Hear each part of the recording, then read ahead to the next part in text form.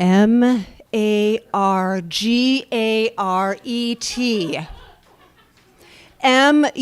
Mustie.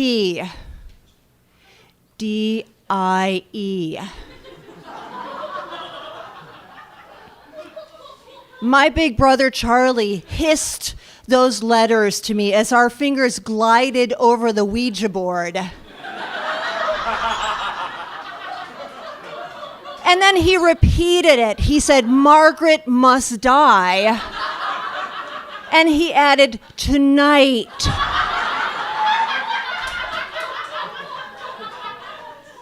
Well, we were sitting on the floor in his third-story bedroom. We'd finished a family meal. We'd gone upstairs. We had closed the curtains against the street lamps to shut out most of the light. We could just barely see the Ouija board, but you could have seen my eyes bugging out of my 8-year-old head. I could not believe this. I said, "Charlie, were you cheating?" He's like, "Margaret, I do not cheat at the Ouija."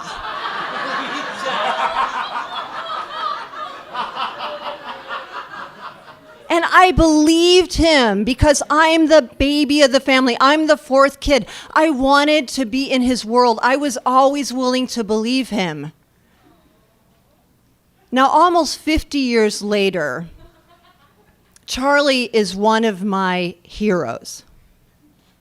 Not so much back then, when it seems that his job or his life's calling or his great joy, at least, was to mentally torture his baby sister.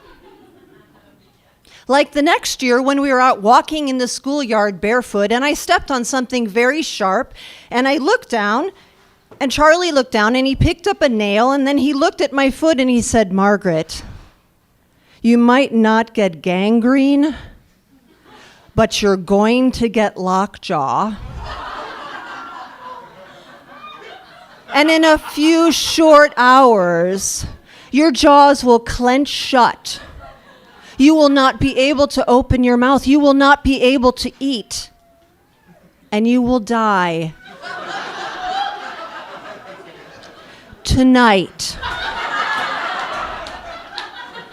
Now, I'm 9 years old. I do not know to say, wait, it wasn't a rusty nail. It didn't puncture my skin. And I was a very chubby little girl. You cannot starve to death in one night if you're as chubby as I was. And the next year, when our family went to visit relatives who had moved from Chicago to rural Virginia, they had bought this big house. And I'm the little one. I have to go to bed earliest. I'm in the 8 o'clock club. Thanks, Mother. And I'm going up this big staircase. I'm crawling up this staircase, and I hear Charlie at the base of the stairs, "Margaret, you know you're sleeping in the bedroom where a Confederate soldier died." I did not know that. And he said, "The ghost of that soldier is going to come back and kill you tonight."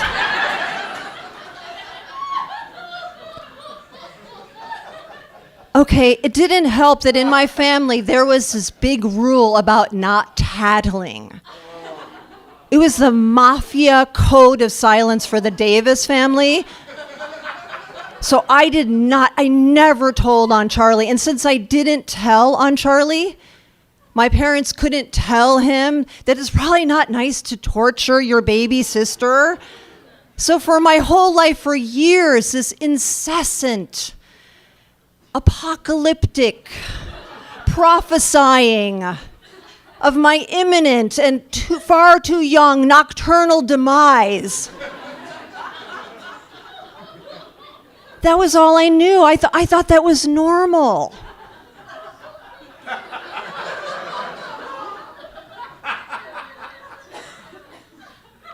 So who knew that Charlie would change as he got older? But he did when I got into high school, and I got very into boys. And when boys started to get interested in me, Charlie changed from being the dark angel of death in my life to my sibling in shining armor. I would call him before I was going out on a date, and he would say over the phone, "Margaret, I swear to God, if this boy even so much as touches a hair on your head, I will find him and he will die tonight."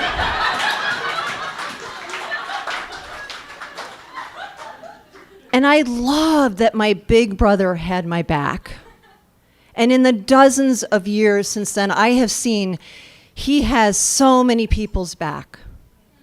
But never more than when he and I were caring for my mom at the end of her life. We were absolute partners, and it's day in, day out. It's exhausting.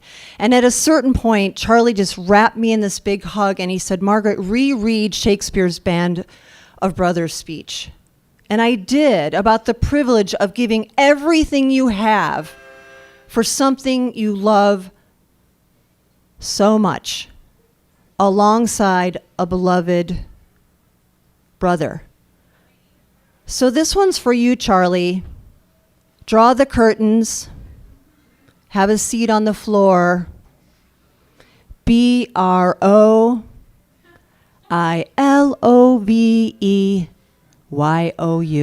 Thank you.